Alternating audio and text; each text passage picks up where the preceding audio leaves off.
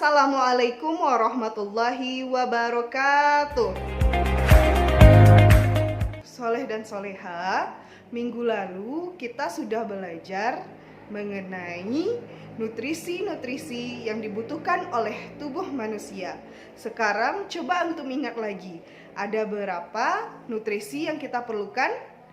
Ya, nutrisi yang kita perlukan itu ada 5. Ada karbohidrat, protein, lemak, vitamin, dan mineral.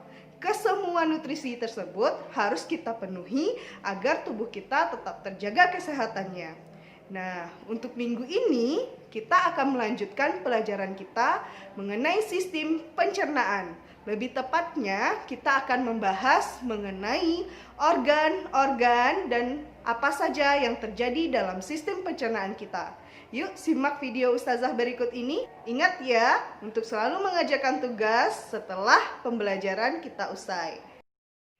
Pernahkah terpikir oleh antum bagaimana makanan yang masuk melalui mulut dapat dicerna oleh tubuh?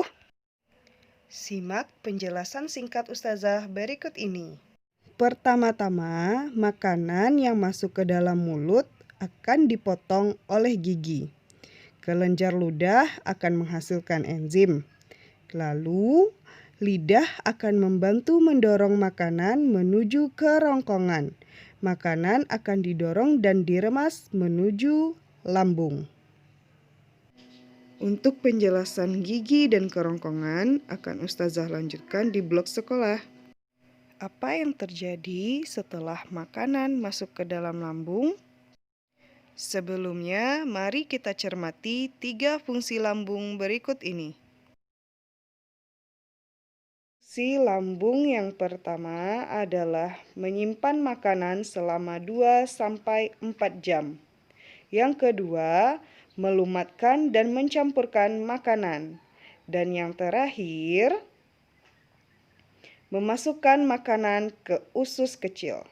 Makanan yang masuk ke dalam lambung akan diubah menjadi bolus. Lalu, secara otomatis lambung akan berkontraksi dan mengaduk-aduk bolus tersebut. Sehingga bolus akan bercampur dengan getah lambung. Komposisi dari getah lambung ada beberapa. Yang pertama, asam klorida atau HCl yang berfungsi untuk membunuh kuman yang masuk bersama bolus dan mengaktifkan enzim pepsin. Yang kedua, enzim pepsin yang berfungsi untuk mengubah protein menjadi pepton. Yang ketiga, renin berfungsi untuk mengendapkan protein susu. Bolus yang telah melalui pencernaan kimiawi atau yang telah bercampur dengan getah lambung akan berubah menjadi kekuningan yang disebut dengan kimus atau bubur usus. Kimus akan masuk secara sedikit demi sedikit ke dalam usus halus. Selanjutnya, kimus akan masuk ke usus halus. Usus halus ada 3 bagian. Yang pertama, duodenum atau usus 12 jari. Yang kedua, jejunum atau usus tengah. Dan yang ketiga, usus penyerapan atau ileum. Pada bagian duodenum, ada penghubung antara usus 12 jari dengan saluran getah pankreas dan saluran empedu. Fungsi dari pankreas adalah untuk menghasilkan enzim tripsin, amilase, dan lipase yang disalurkan menuju ke usus 12 jari atau duodenum. Masing-masing enzim yang dihasilkan oleh pankreas memiliki fungsi yang berbeda-beda. Yang pertama, tripsin berfungsi memecah pepton menjadi asam amino. Yang kedua, amilase yang berfungsi memecah amilum menjadi maltosa. Dan yang ketiga, lipase yang memecah lemak menjadi asam lemak dan gliserol. Semua enzim ini dibutuhkan untuk memecah masing-masing makanan agar tubuh dapat menyerap nutrisi lebih baik. Selain pankreas, ada juga saluran yang posisinya dekat dengan duodenum, yaitu saluran empedu. Fungsi dari getah empedu sendiri adalah untuk mengemulsikan atau mengecilkan lemak sehingga lebih mudah untuk dicerna oleh enzim. Setelah melewati duodenum, makanan tadi akan dilanjutkan ke saluran atau usus jejunum. Pada bagian ini, pencernaan akan kembali dipecah seperti karbohidrat akan dipecah menjadi gula sederhana, protein menjadi asam amino agar tubuh lebih gampang untuk menyerapnya. Kemudian, zat makanan tadi akan disalurkan ke ileum atau usus penyerapan.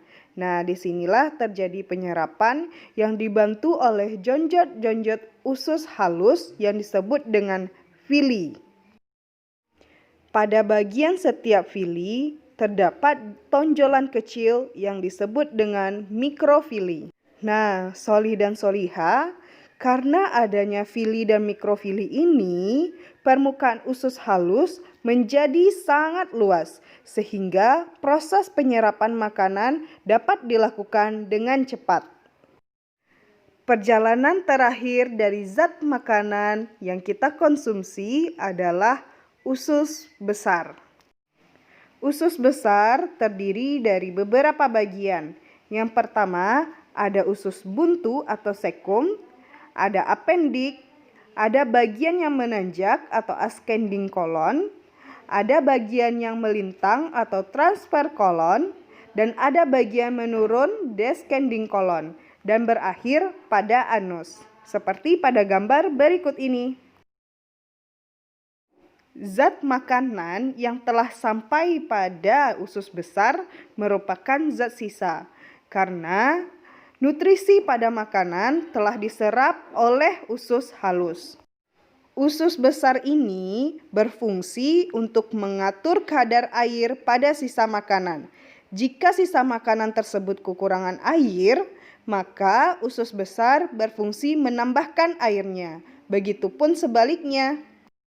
Nah, sebelum sisa makanan tersebut dikeluarkan, maka sisa makanan tersebut akan dibusukkan dulu oleh bakteri Escherichia coli yang terdapat di dalam usus besar.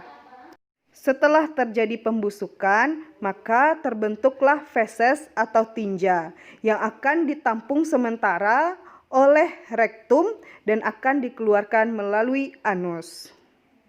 Soli dan soliha, begitulah perjalanan makanan yang kita konsumsi. Ada yang menjadi nutrisi dan ada juga yang menjadi zat sisa.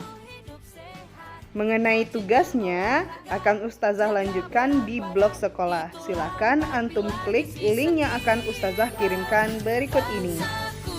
Sekian pembelajaran kita. Sampai jumpa minggu depan. Assalamualaikum warahmatullahi wabarakatuh.